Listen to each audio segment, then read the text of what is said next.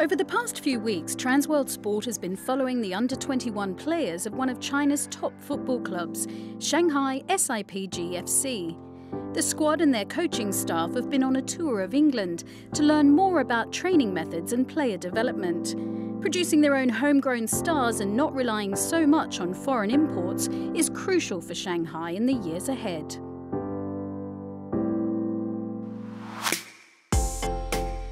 The youngsters were based at England's National Football Centre, St George's Park. Shanghai's under-21 coach is Ian Brunskill.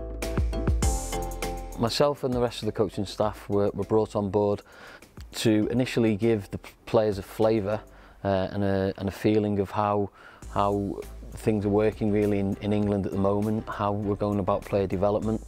The first port of call for us was to profile the players physically. That was done through a series of tests. That gave us a baseline for all the players physically. And then after that, during the first 10 days of the project and during the first couple of friendly matches, we built up a profile of the players in their position for all the technical and tactical elements and guidelines that we believed were very important. And from that, we were able to produce both a physical and a technical and tactical individual plan for the players to follow over the 6-week period. Assisting Ian Brunskill with this player profiling was Stuart Gelling. He has years of experience in identifying and developing young footballing talent. When we first started the project, I think it was important that we had an understanding of the players that we were going to work with. And me and Ian, we watched several games of the team before we started the camp. And we tried to get an understanding of the players' abilities. We have a document where we profile the players for certain criteria we look for in certain positions. The criteria can be specific for positions and also for the athleticism of the player. For example, you might have a 2A, that could be an attacking fullback, or it could be a 2B, who could be a more defensive right-back, fullback. We fed a lot of this information back in individual meetings to the players, our initial thoughts on them, and where we thought they could improve as an individual and also collectively within the team. Players were receptive, they understood what we're trying to do, and we're trying to make them better players. And again, there might be 3 or 4 things that we can identify, and hopefully that will make them a better footballer and they can graduate further up into the first team eventually. Once the individual profiles for the players were set both physically and technically and tactically, it's very important that those 2 elements or those 3 elements fit together. So the physical improvements that were going to be made through the work with the fitness staff also were reflected in the technical elements that they needed to improve. So we're able to monitor lots of different metrics through the training every day and through the games that they've played, and that hopefully gives us a good indication of the progress of the players. With the physical demands of a 6-week tour, it was important that the players' workloads were managed. Sports scientist Dan Cunningham oversaw this area. The measurements we take, some of them are external based, so the GPS gives us how far they've gone, how fast they've gone and how many accelerations and decelerations they've done.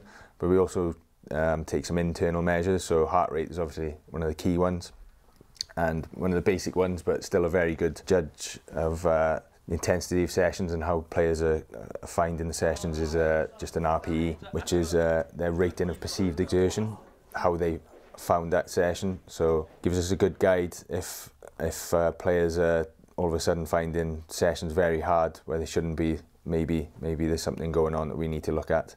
And conversely, if they're scoring sessions very low and we're wanting it to be a more intense session, then we as coaches know that we need to obviously adjust the training and ramp up the intensity.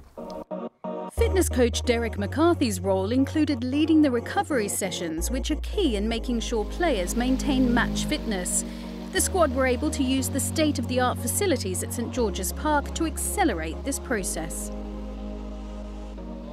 So immediately after games, in a very high intense period that we are here in St George's Park, it's important that the players start the recovery as quickly as possible. Here at St George's we have access to the hydro pool and the ice baths, which has been proven scientifically is a great way of starting that recovery process.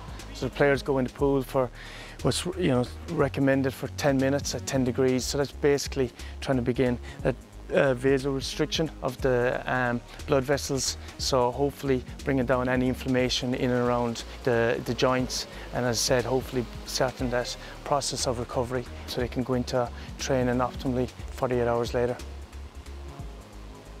We also know that nutrition is probably one of the most important aspects of their recovery. So immediately after the game, to take one of our MSC recovery shakes, which is very high in proteins, high in carbohydrates, and that's taken in that first 30-minute window, which we know is really important to start replenishing the energy stores as quickly as possible. Again, then here at St. George's Park, the chefs are outstanding and make sure that at all meal times there's an adequate high-quality proteins, carbohydrates, good fats, and just making sure, as I said, that players have that requisite amount of energy going into training. The tour included matches against development teams from a number of English Football League clubs. The games tested the players in a number of different ways. We've tried to give the players a variety of experience in the games that they've played. It's enabled them, hopefully, to develop off the ball, in possession of the ball, both individually and as a group. The variety in the games programmes have come in different forms: a physical challenge, a technical challenge, a tactical challenge. And I think that's been a real bonus for the players, hopefully that they can go back and gain from in the future. The results have been important sometimes, but performance, we believe, leads to ultimately the right result.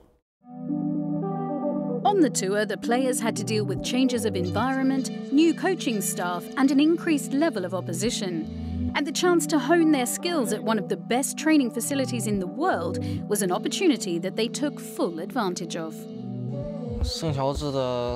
The facilities at St. George's Park are just superb, and under the guidance of our coaching staff, we have made great progress. The intensity of the training sessions is much higher than it is back home.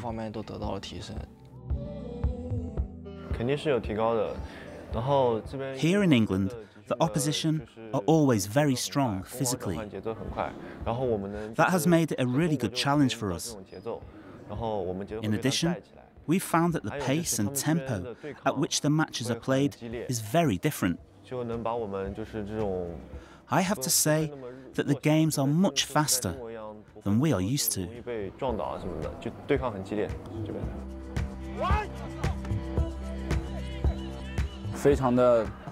I think that the coaching staff are all very professional and they are very committed. I believe that they can lead us to many victories. In general, we have all made improvements, but some individuals have improved enormously. We've learnt a lot with the new coaches, and their coaching philosophy has helped us a great deal. From a personal point of view, I think the programme's been excellent. I've really enjoyed working with the players, and I know the other staff also have enjoyed working with the young players. They've been fantastic, and a credit to Shanghai Football Club because of their attitude. As a coach and as a staff, it's difficult to be away from home, but as young players in a different country, speaking a different language and different culture, it's very, very difficult. So the players have been fantastic, and it's I think that, you know, when we first started, it's definitely improvement. I think we can definitely see improvements in the technical work, the tactical understanding, and that's been proven by them being more competitive in the games as they've gradually gone along the process. I think it's testament to the players while they've been here at St. George's Park that they've really bought into everything that we've tried to do nutritionally. Hydration in the beginning was quite poor, and we really, tested their urine every morning, and we've seen that really improve. So they bought into that side of things really, really well. And then even the food, which probably for a lot of the players would be quite different to maybe what they're used to, but they've really, as I said, bought into it, and have taken on board everything that we've asked them, from making sure that they eat well and recover well for each training session and game. I feel, as the head coach, it's been a very successful period. I think the players have grown in confidence, their understanding has developed, and I think it's fantastic that SIPG are investing in the future and investing in the youth players. So obviously that's so important moving forward.